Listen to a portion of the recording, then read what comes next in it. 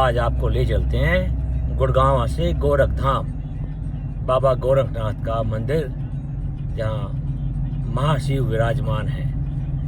कोशिश करेंगे हम आज गुड़गांव सुबह से चल के शाम तक अपने ठिकाने गोरखपुर पहुंच जाएं। देखते हैं भगवान शिव की कृपा कितनी रहती है, क्या हम पहुंच पाते हैं आज या नहीं, पर कोशिश पूरी करेंगे। और बाबा की कृपा बने रहें मेरे साथ और देखते रहें वीरू घुमक्कड़। टोटल डिस्टेंस है गुड़गांव से गोरखधाम 842 किलोमीटर। हम अभी चले हैं अपने घर से गुड़गांव से आगे की तरफ। देखते हैं, मैप तो दिखा रहा है 10 घंटे में पहुंच जाएंगे, पर आगे समय बताएगा और रास्ता दिखाएगा कब पहुंचते हैं।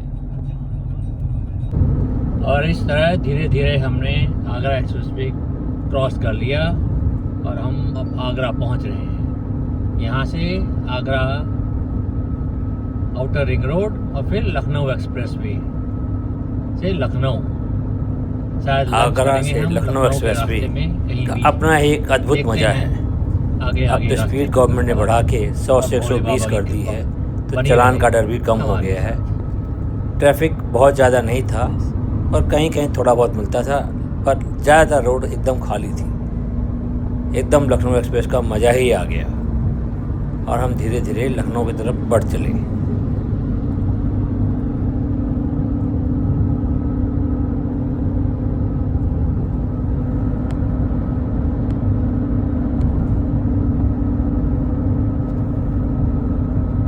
और धीरे धीरे शाम के 3:30 बजे लगभग अब हम लखनऊ पार करके पूर्वांचल एक्सप्रेस पे चढ़ गए और उम्मीद करता हूँ मैं 3.5 घंटे और हम अपने आखिरी स्टेशन यानी कि गोरखधाम पहुँच जाएंगे। ये है पूर्वांचल एक्सप्रेस वे की शुरुआत लखनऊ से अयोध्या होते हुए गोरखपुर की तरफ।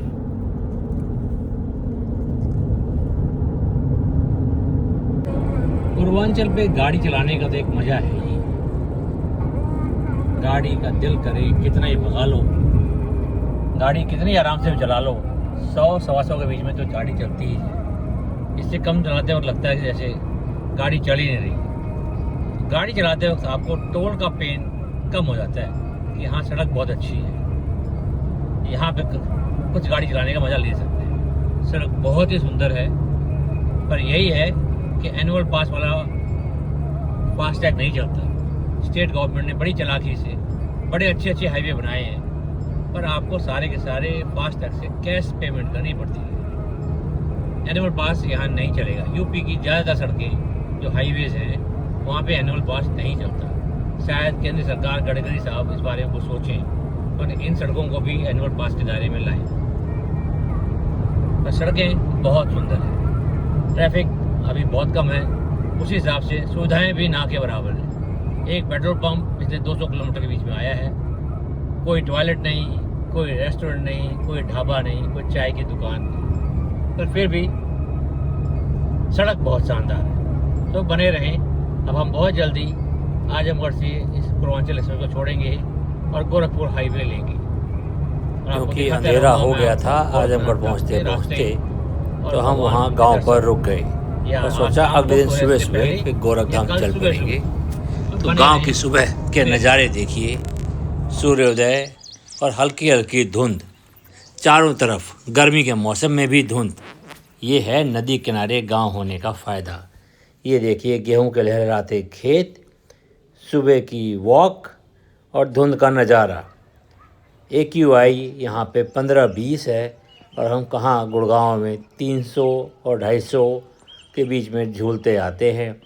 कभी मास्क लगाना पड़ता है, कभी बच जाते हैं, पर AQI या ज़िंदगी का मज़ा तो इन्हीं इलाकों में है। पर रहना थोड़ा मुश्किल होता है, पर फिर भी दिल है कि मानता नहीं और गांव जाने से हम रह नहीं पाते। कुछ चंद महीनों बाद हम गांव आ ही जाते हैं। लखनऊ, आजमगढ़, गोरखपुर घूमते घामते पहुँच ही जाते हैं और आके अपने फेफड़ों को ताज़ी हवा, ताज़े नज़ारों से भर के खुश करके फिर वापस निकल पड़ते हैं अपनी दिनचर्या के लिए गुड़गांव वापस। तो बने रहें और देखते रहें पूर्वांचल के नज़ारे।